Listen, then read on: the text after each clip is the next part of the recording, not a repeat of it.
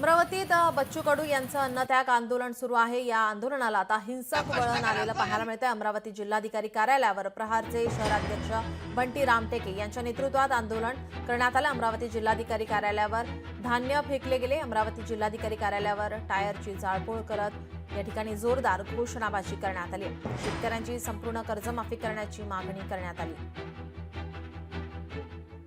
आपले प्रतिनिधी सूरज दहाट आपल्यासोबत जोडलेले आहेत। सूरज, आपण पाहतोय प्रहारचे जे नेते कार्यकर्ते आहेत ते आता आक्रमक पाहायला मिळतात, जाळपोळ होतीये। हॅलो हॅलो हॅलो हॅलो माझा आवाज आपल्यापर्यंत येतोय सूरज? हा नीलम पोहोचतो नक्की। नीलम आपण जर हॅलो हा बोला सूरज। हॅलो नीलम आपण जर पाहिलं तर आता प्रहारच्या कार्यकर्त्यांनी अमरावतीच्या जिल्हाधिकारी कार्यालयावर आंदोलन केल्यानंतर अमरावती जिल्हाधिकारी कार्यालयावर पोलिसांचा बंदोबस्त वाढवण्यात आलेला आपण जर पाहिलं तर या ठिकाणी पोलीस व्हॅन देखील या ठिकाणी आलेले आहे। आणि दुसरीकडे जर आपण जर बघितलं तर या ठिकाणी पोलीस उपायुक्त आणि एसएस ठाणेदार देखील या ठिकाणी आलेले आहेत। जर पाहिलं तर या ठिकाणी मोठ्या प्रमाणात जे आहे प्रहारच्या कार्यकर्त्यांनी या ठिकाणी एकत्र येऊन या ठिकाणी आंदोलन केलेलं होतं। मुख्यमंत्री देवेंद्र फडणवीस असतील त्या दोन उपमुख्यमंत्री याच्या प्रतिकात्मक फोटो या ठिकाणी दहन करण्यात आलेलं होतं। त्या ठिकाणी टायरची जाळपोळ करत धान्य सुद्धा या ठिकाणी जाळण्यात आलेलं होतं। त्याच अनुषंगाने पाहिलं तर गेल्या 30 मिनिटांनंतर पाहिलं तर अमरावती शहर पोलीस या ठिकाणी दाखल झालेले आहेत। अमरावती जिल्हाधिकाऱ्याच्या बाहेर आता प्रचंड असा पोलीस बंदोबस्त वाढवण्यात आलेला आहे। कारण का प्रहारच्या कार्यकर्त्यांच्या ज्यावेळी आंदोलन केलं त्यावेळेस एकही पोलीस या ठिकाणी दाखल नव्हता।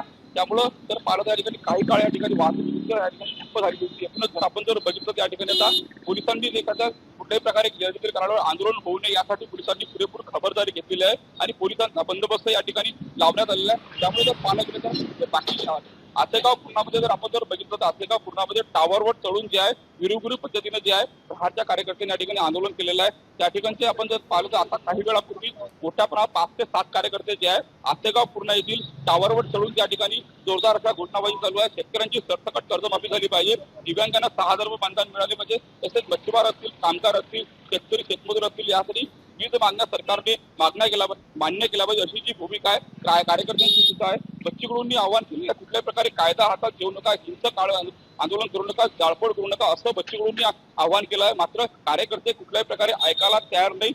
त्यामुळे जर पाहिलं तर गेल्या 4 दिवसापासून बच्चूकडू बेमुदत अन्नत्याग आंदोलनाला बसल्यामुळे बच्चूकडूंची मात्र या ठिकाणी प्रकृती पूर्णपणे खालावलेली आहे।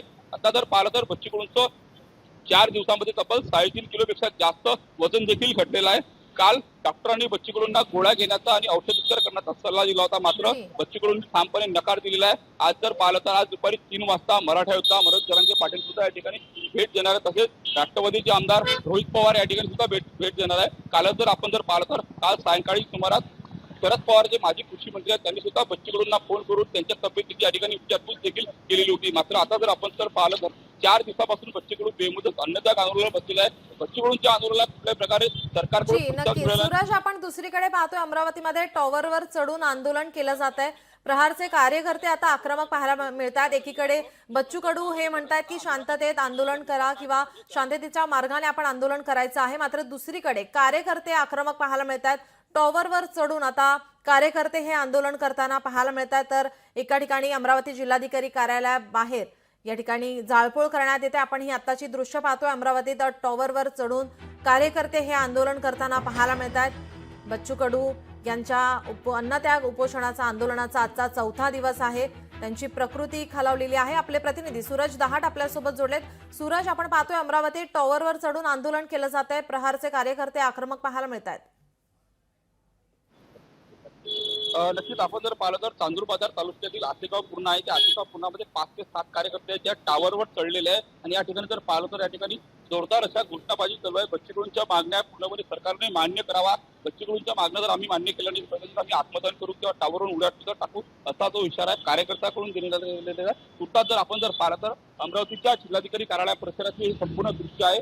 पोलीस उपायुक्त सागर पाटील असतील, काळगेनगरचे ठाणेदार दिनेश दहातोंडे असतील यासह पोलिसांचा या ठिकाणी बंदोबस्त तैनात या ठिकाणी करण्यात आलेला आहे। आपण उपायुक्त सागर पाटील सर यांच्याशी बोलण्याचा प्रयत्न करू। सर, एकदा काय सांगा, या ठिकाणी काळगेनगर पोलिसांच्या या ठिकाणी आंदोलन करण्यात आलं, मात्र कुठल्याही प्रकारे पोलिसांना भनक होती असा आरोप करण्यात आला आहे। अचानकपणे केलेलं आंदोलन आहे।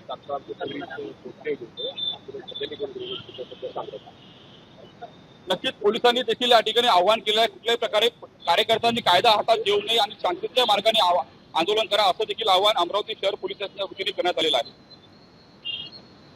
जी, जिल्हाधिकारी कार्यालयाबाहेर आपण पाहिलं तर जाळपोळ केली गेली, आंदोलन केले गेलं, मात्र या ठिकाणी पोलिसांचा कुठेही बंदोबस्त किंवा पोलीस त्या ठिकाणी दिसलेले नाहीयेत.